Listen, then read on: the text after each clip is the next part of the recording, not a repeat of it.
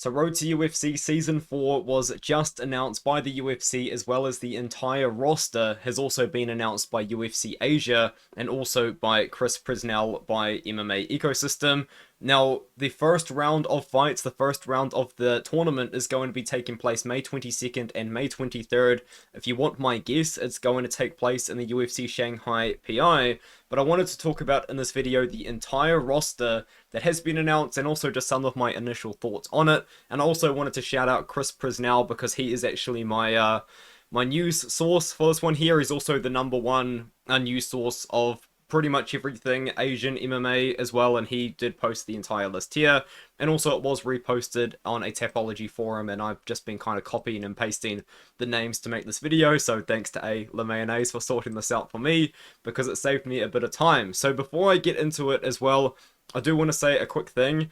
I'm making this video just with my initial thoughts. Usually in the past, I've sawn the roster, I've looked into the roster a little bit in depth, but right now is a really bad time for this to have actually come out, because next week, Tuesday, Wednesday, and Thursday, I have 3 back-to-back midterm exams, and as you guys may or may not know, I'm actually studying structural engineering at the moment, so right now my free time is not really existent, so I'm genuinely just going to have to give initial thoughts on this one here. But Aaron Toe, I guess, is a big name for me, being from New Zealand, of course. He is now coming down to flyweight for this tournament. I think this is a very good move for him. I didn't pick him to win on the Contender Series, and honestly, I thought that he did look too small, just going through his other fights as well for 135 pounds. I believe it was this matchup against Paul Loga, where he looked tiny for bantamweight, and then he looked small for bantamweight against Elijah Smith. Aaron Toe is a striker. He genuinely fights with about the exact same sort of fighting style as Dan Hooker does, with the same sort of striking style with his hands out. He's got pretty good cardio, but in my opinion, his striking defense isn't incredible, and that was showcased a bit on the Contender Series. Agul Ali is also going to be at flyweight. I'm going to go through the flyweights first. 19 years old, and with 13 professional fights, and 12 of those being wins. He's actually a pretty solid wrestler. A lot of his wins have come by submission recently, but what he wants to do is he wants to take you down and just dominate with ground and pound. Most of his wins have come in that way. Most of his wins have come pretty early. Luckily for me, Agul Ali is actually a fighter that I have been familiar with in the past, of course. I mean, he's 19 years old, and you've got to consider it like this, right? He is still going to be 19 years old at the end of the tournament, and to win the tournament, you need to win 3 fights. So he could be 19 years old and have a professional MMA record of 15-1 going into the UFC if he was to win. That would be absolutely insane. Kai Yoshida is genuinely a prospect that I'm not too familiar with. 6-1 record. He has coming off a loss, which is interesting, but most of his wins come by decision. He's got 1 10-second KO, which will be fun for me to look for on the internet. Mridul Sakia is actually an Indian prospect I've become knowledgeable of very, very recently, because I believe Betsam was talking about Indian MMA, and I was just kind of going through Tapology at the time during Betsam's live stream, and I found Mridul Sakia, so I do actually know who he is, but he's probably one of India's best prospects right now. If you ask me, I think it is probably Manshur Khan, the Punjabi prince, I believe is his name. But yeah, 8-0 right now. A lot of wins by finish. In fact, I believe they're all by finish pretty early on into the fight. He should be a pretty good one to watch. And also as well, a little shout out, this Bidang Fighting Championship, low key, like, could be the next like Matrix Fight Night. Matrix Fight Night in India is a pretty big deal. It's owned by like Bollywood stars. It's a pretty high budget sort of promotion, and that's where all of the Indian prospects fight, really. But this Bidang Fighting Championship, if you go through the cards, I don't know what the level of competition is, but there are a lot of guys fighting for Bidang that are like 4-0, 5-0, 6-0. So maybe an Indian prospect is going to come out of Bidang Fight Night, and it could be Saikia. Namsrai Bhatpayar is actually a fighter I'm not familiar with, but he does have a loss that I think a lot of people will know about, which is Nyamjagal to Mindim Burrell, who is now in the UFC. Not a bad loss to have. Since then, got a couple first round wins on the regional scene over there in China. Now, Rio Toto is a pretty hot prospect at flyweight right now from Indonesia. Probably is the best Indonesian prospect right now that isn't Bilal Hassan, I believe is his name, who's very likely going to be on Dana White's Contender Series. A lot of wins pretty early on, also won Pride MMA. This is the #1 place for Indonesian MMA, and MMA in Indonesia, like low-key underrated in terms of size. Like, doesn't Jeka Saragi have like 200,000 Instagram followers? And there's been rumors for the UFC to be doing an event in Jakarta, Indonesia for a very long time. So if he was to win, it would be a pretty big deal. Wataru Yamauchi, honestly, once again, a guy I'm not that familiar with, but obviously I will become familiar with him over the next few weeks or so. A lot of pretty early wins, and he's fought for Shuto, which is of course a very respectable promotion. And then the last one, a returning fighter from last season, Yin Shui. It just occurred to me I was probably pronouncing the other fighters from China's names incorrectly, but Yin Shui obviously actually lost in the first round to Kiru Sahota, who's not going to be returning, who I thought could return because he made it all the way to the finals last year, or at least the semi-finals. Yin Shui is pretty solid. He's a wrestler. Arguably should have beaten Kiru Sahota, but it was a very close fight, I'll be honest. Now at 125 pounds as well. He should be able to find some success. Yin Shui, as I have said like 3 times, is a wrestler. Now let's start to talk about the bantamweights. And now we've moved up to the bantamweights. We have a fighter from India, Chung Ring Korin, who is, as I did say before, with the other guy from flyweight, whose name has obviously slipped my mind already. Chung Ring Korin is another one of the best prospects in India, and he has actually fought for Matrix Fight Night, the promotion I was talking about before, quite a lot, and very recently actually just got a very important win for his record, because if you guys didn't know, Kantaraj Agasa was actually meant to fight on the Road to UFC tournament last year, but for some reason it never ended up happening, and he actually has got a couple of fights under the One Championship banner, and in fact a win under One Championship themselves. So that's a pretty good win for Chung Ring Korin to get. A lot of wins by KO. He does have that loss to Angad Bisht, who is actually not going to be on the show this year, which is a shame because I think that a lot of people as well would agree that Bisht is probably the UFC's, India's best hope for a really solid MMA UFC fighter. But Chung Ring Korin is a good pickup as well for sure. Kuya Ito, underrated pickup in my opinion, and if he can actually keep on this good form, I think he could be one of the favorites to actually win the entire tournament, in all honesty. Actually is coming off a couple of pretty underrated wins. Beat a guy with a very good record in Grosjean, but it's actually this win over Rod Costa, which is going to be a very big win for him. He went to Australia, was brought in to take on the champion Rod Costa, actually a guy who had fought for 2 belts before in Eternal. Isn't on a great win streak kind of right now, but he did get the belt at bantamweight, then went up to featherweight, lost to Van Heerden, and it's been a little bit up and down from there. But Rod Costa is a legitimate guy to beat. Costa's a very good black belt in BJJ.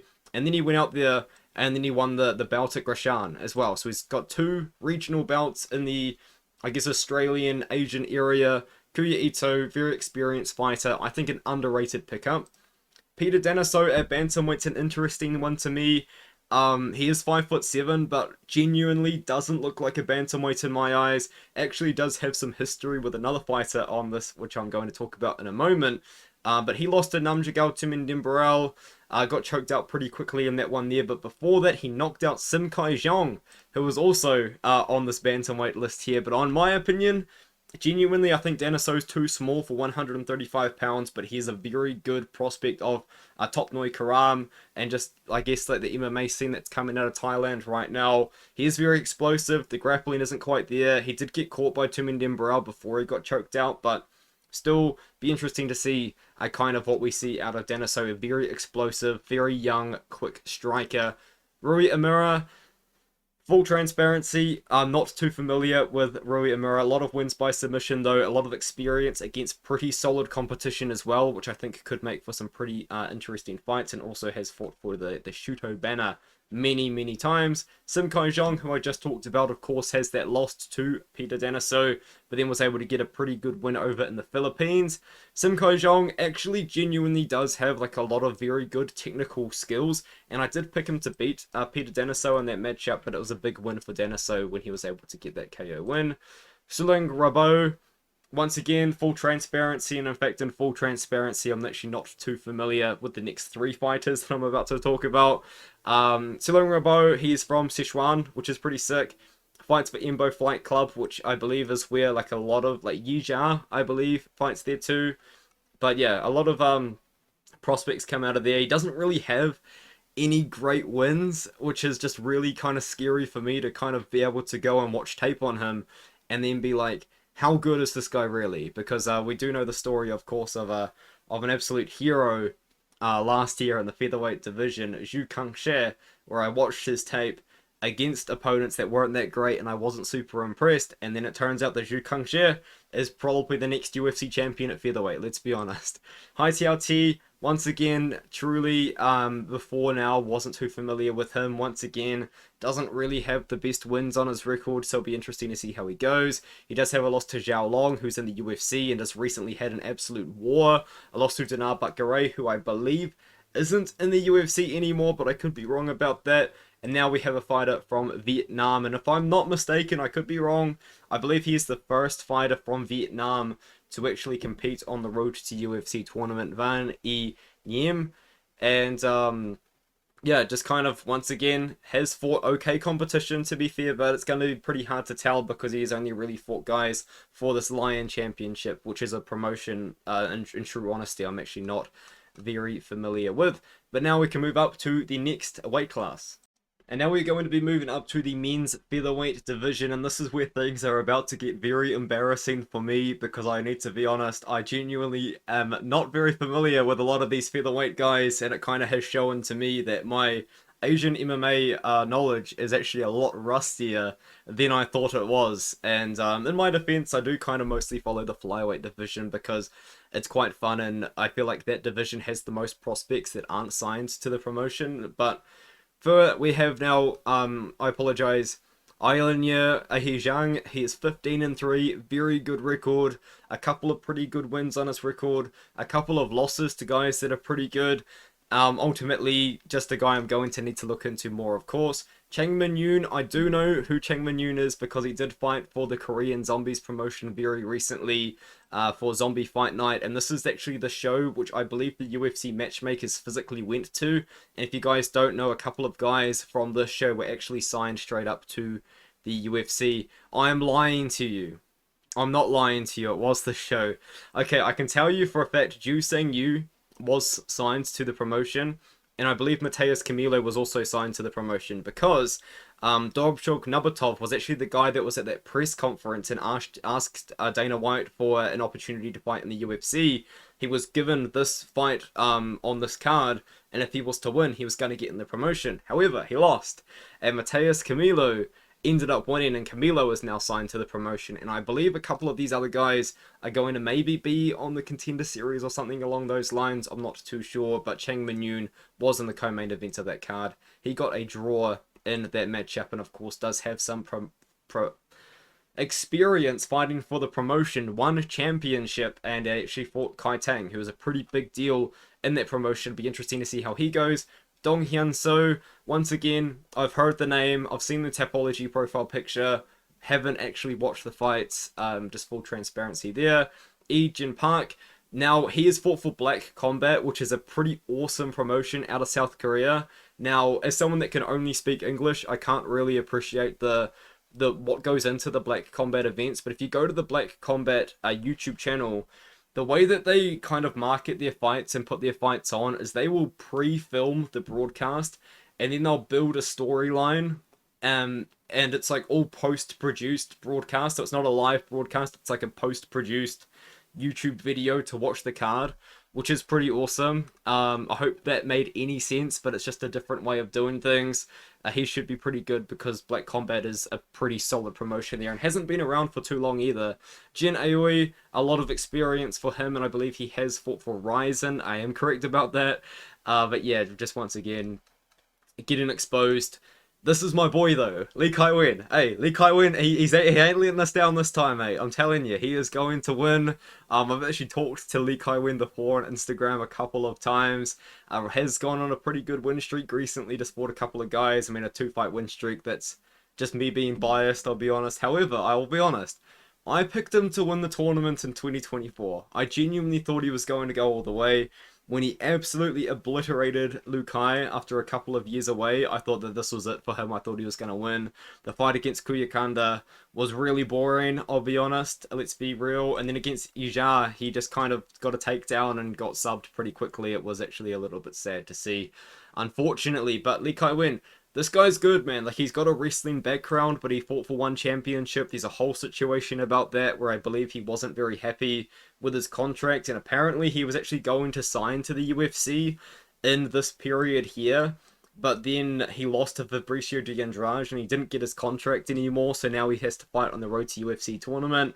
That's my understanding of the situation. I could be wrong, but that's kind of what I know.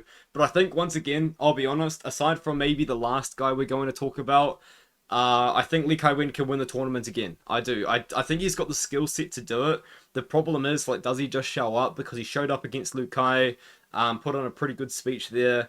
Then when he fought against Kuyakanda, that was a pretty bad performance. Then he fought against Yuja, and Yuja is actually one of his friends and training partners in real life, so there's probably a little bit going on there too, but yeah, I don't know. It just depends if Lee Kai Win shows up, because if he does show up, I genuinely believe he can win the tournament.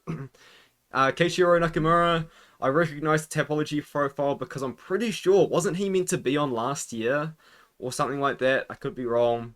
Sebastian Cizalai, once again, a guy from Australia, a guy that Benny P from Australia is very high on, a guy that honestly, at this point probably could be a contender series guy, but if you look at the road to UFC opportunity that you get the opportunity to fight 3 times over a course of a few months, and if Cizalai wins this tournament, the contract that you get from winning Road to UFC is a lot better than the contract you get for winning on the Contender Series.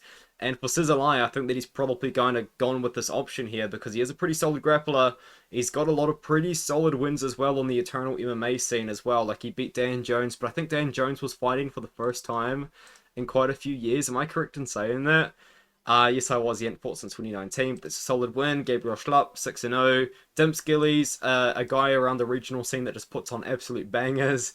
And then Sam Malone as well as a pretty good win. He lost to Bieda. That's a loss that, I mean, at the time would have been fine because Bieda went on a massive win streak and then just kind of very recently made some odd career decisions. But yeah, as for Cizalai, he's kind of rose to the top. He's the Eternal MMA champion.